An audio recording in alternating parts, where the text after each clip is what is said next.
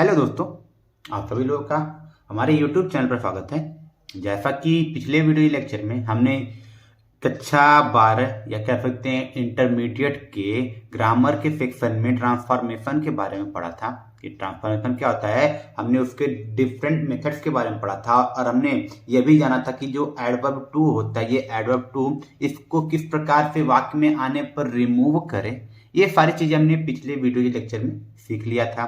तो adverb to को remove करने से संबंधित कोई भी अगर क्वेश्चन हो, कोई प्रॉब्लम हो, तो आप पीछे के वीडियोज को देख सकते हैं, जिसका लिंक मैंने डिस्क्रिप्शन बॉक्स में दे दिया है। या फिर आप चैनल के होम पेज पे जाकर प्लेलिस्ट में जाएंगे तो वहां पर आपको ट्रांसफॉर्मेशन का एक प्लेलिस्ट मिल जाएगा, वहां से आप पिछले वीडियोज को देख सकते हैं। तो आज का जो हमारा वीडियो है, हमने अभी तक एडवर्ब टू को रिमूव करना सीखा और मैंने बताया था कि जब एडवर्ब टू को रिमूव करते हैं तो जो नया सेंटेंस ट्रांसफॉर्म होता है वो सिंपल बनता है। ये तो मैंने पीछे बताया हुआ था। लेकिन आज के वीडियो हमको क्या करना है, आज के वीडियो हमको क्या करना है, ऐड करना है। किसको ऐड करना है? एडवर्ब टू को। और जब एडवर्ब टू को किसी सेंटेंस में ऐड करेंगे तो फॉर्मेशन किस सेंटेंस का होगा? तो फॉर्मेशन होगा सिंपल सेंटेंस का। तो एक तरफ से आपका एक सिंथेसिस का रोल भी हो सकता है। तो हमको इसमें ज्यादा कुछ करना नहीं है। जो भी चीजें, जो भी हमने नियम एडवर्ब टू को रिमूव करने में यूज किए थे, ठीक उसका उल्टा नियम हमको क्या करना होगा, अप्लाई करना होगा एडवर्ब टू को जोड़ने के लिए। तो यहाँ पर मैंने कुछ एग्जाम्पल्स लिए हुए हैं। इन एग्जाम्पल की सहायता से हम लोग इन एग्जाम्पल्स में एडवर्ब टू को ऐड करेंगे। तो बिना किसी समय को गवाए हम लोग वीडियो को प्रारंभ करते हैं। तो जैसे कि पहला एग्जाम्पल आप देखेंगे, लिखा हुआ है he is so tired that he can not walk. तो हमारे पास ये सेंटेंस है, हमको इसमें क्या करना है, हमको इसमें एडवर्ब टू को लाना है।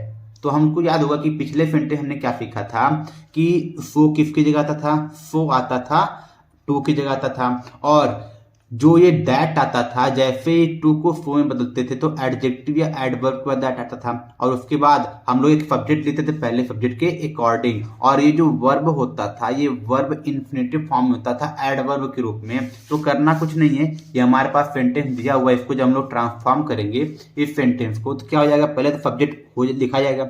जैसे हम लोग सब्जेक्ट लिखेंगे ही यहाँ पर लिखा जाएगा, इसके बाद लिंकिंग वर्ब इज भी आ जाएगा।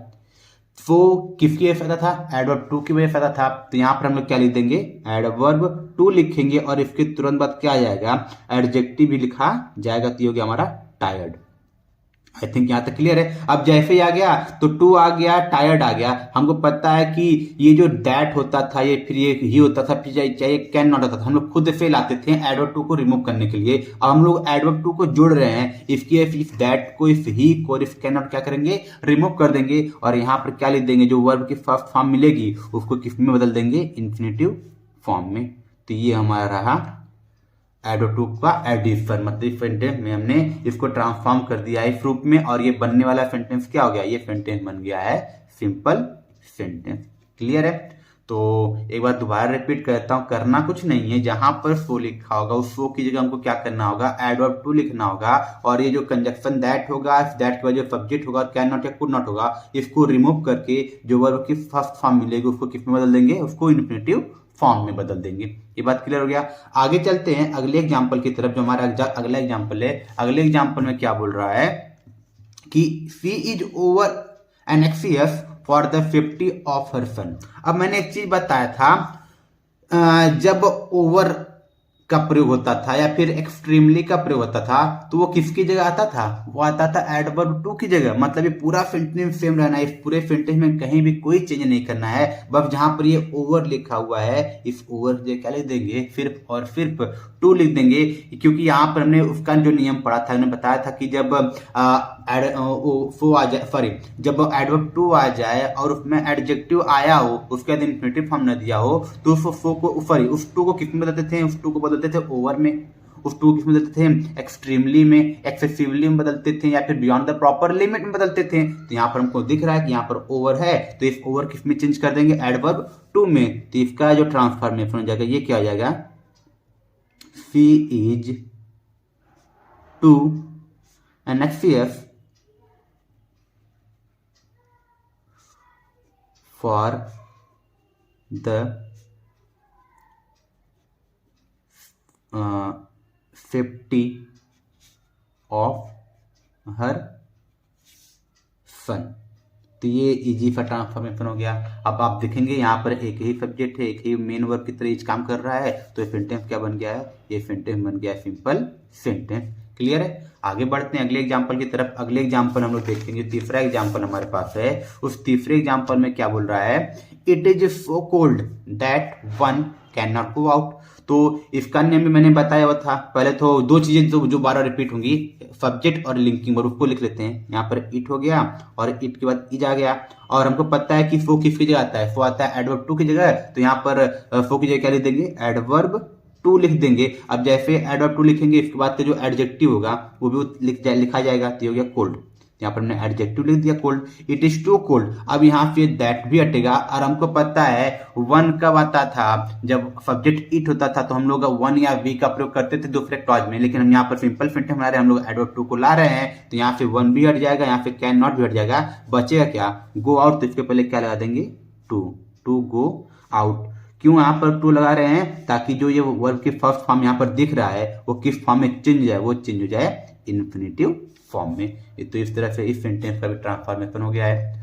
आगे बढ़ते हैं चौथे सेंटेंस की तरफ। चौथे सेंटेंस में क्या कह रहा है कि she speaks so fast that she can not be followed.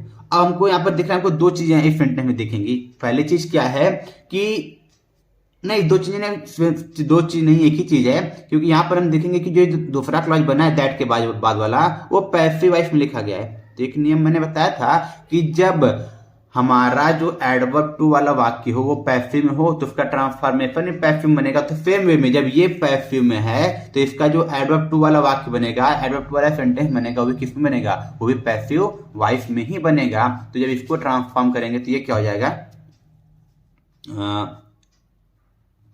She speaks. अब सो की जगह क्या आ जाएगा, सो की जगह हो जाएगा एडवर्ब टू, ये एडवर्ब टू हो गया। और यहाँ पे क्या लिखेंगे, fast. She speaks too fast that.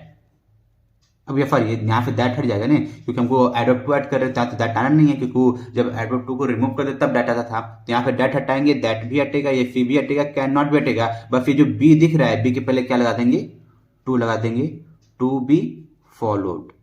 तो हम लोग जब देखेंगे ये जो इन्फिनेटिव फॉर्म है वो टू बी प्लस वर्ब की थर्ड फॉर्म का है। और जब टू बी प्लस वर्ब की थर्ड फॉर्म का इन्फिनेटिव फॉर्म प्रयोग करते हैं तो वो पूरा सेंटेंस क्या बनता है, वो पूरा सेंटेंस बनता है पैसिव वॉइस। और इसमें एक ही सब्जेक्ट, एक ही फाइनाइट वर्ब है। तो ये क्या हो गया हमारा, ये एक सिंपल सेंटेंस। और ये भी क्या बन गया था, सिंपल सेंटेंस।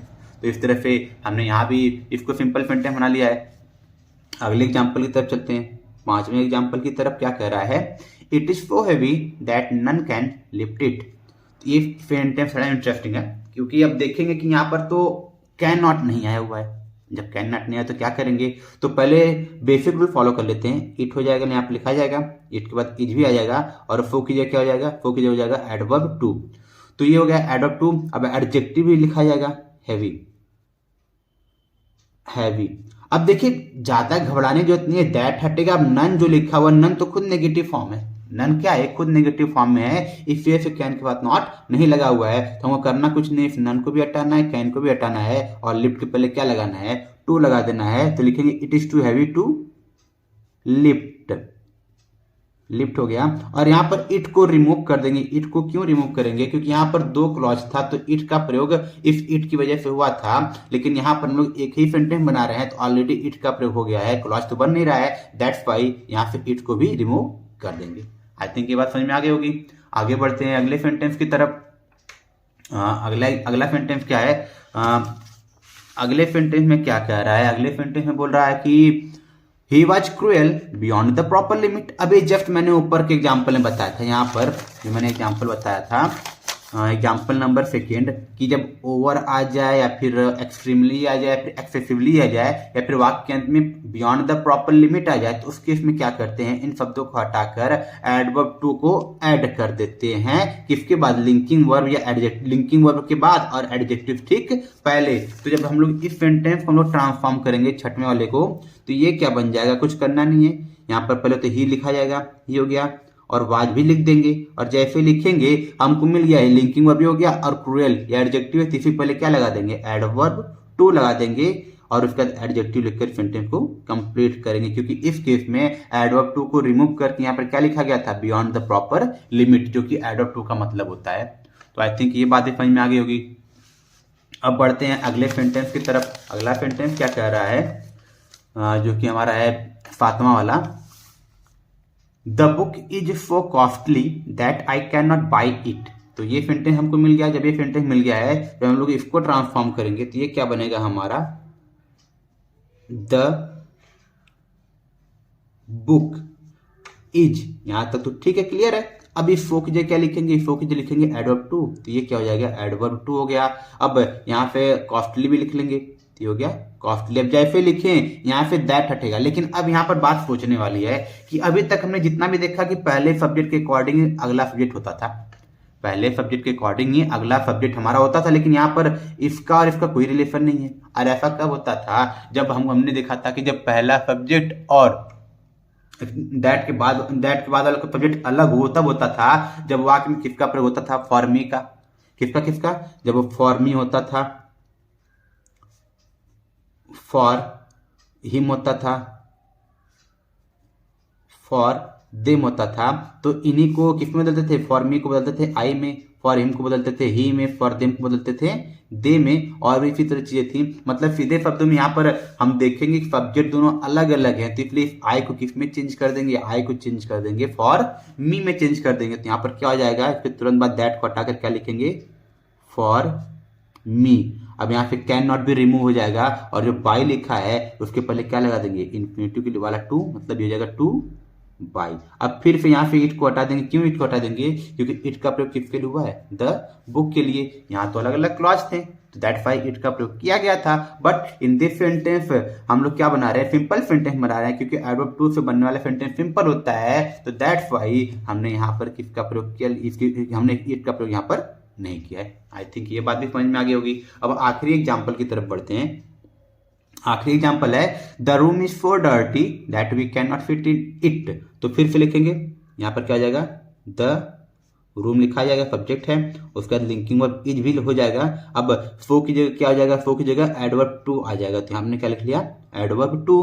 अब एडजेक्टिव डर्टी भी लिख लेंगे। अब यहाँ तक तो क्लियर है। यहाँ तक तो बार बार हमने देखा कि ये प्रोसेस जो है लगभग हर सेंटेंस में ये प्रोसेस फॉलो किया गया है। तो हमने एडवर्ब टू को भी लिख लिया। अब डर्टी हो गया, यहाँ से दैट हटाएंगे, फिर से सेम चीज। यहाँ पर देखिए, यहाँ पर द रूम है, यहाँ पर वी है, दोनों में कोई रिलेशन नहीं है, तो वी को हम लोग किस में चेंज कर देंगे, वी को हम लोग चेंज कर देंगे फॉर अस में। तो यहाँ पर क्या आ जाएगा, या फिर हाँ चलिए फॉर अस, ये हो गया फॉर अस। और उसके बाद ये कैन नॉट रिमूव हो जाएगा, वर्ब के फर्स्ट फॉर्म फिट देख लीजिए, इसके पहले क्या ला देंगे, टू लिख देंगे, फिट, और यहाँ पे इन लिख देंगे। फिर से यहाँ पे इट हट जाएगा। क्यों इट हट जाएगा, क्योंकि द रूम ऑलरेडी सेंटेंस में प्रयोग हो चुका है, क्योंकि यहाँ पर एक ही सेंटेंस बन रहा है। तो ये हो गया हमारा टू फिट इट इन। तो हमारा सेंटेंस क्या बन गया है, the room is too dirty for us to fit in. तो इस तरह से हमारा ये एडवर्ब टू को ऐड करने का हिस्सा भी खत्म होता है। तो फाइनली हमने एडवर्ब टू को ऐड करना भी सीख लिया, एडवर्ब टू को रिमूव करना भी सीख लिया है। तो अगले वीडियो लेक्चर में हम लोग ट्रांसफॉर्मेशन के अगले नियम को पढ़ेंगे, तो दूसरा मेथड पढ़ेंगे, किस प्रकार से वाक्य को ट्रांसफॉर्म करने के अलग अलग मेथड्स क्या हैं। तो इसी के साथ आज की वीडियो को मैं समाप्त करता हूं। और जो भी प्रॉब्लम है, जो भी कहीं भी कोई प्रॉब्लम है, जहां ना समझ में आ रहा हो, आप कमेंट बॉक्स में मुझसे क्वेश्चन कर सकते हैं, जिसका मैं आंसर डेफिनेटली दूंगा। और अगर वीडियो पसंद आया हो तो इसको लाइक जरूर कीजिए, सब्सक्राइब भी कीजिए और शेयर कीजिए, ताकि ज्यादा से ज्यादा बच्चों को ये चीजें पता चल सके। Thank you.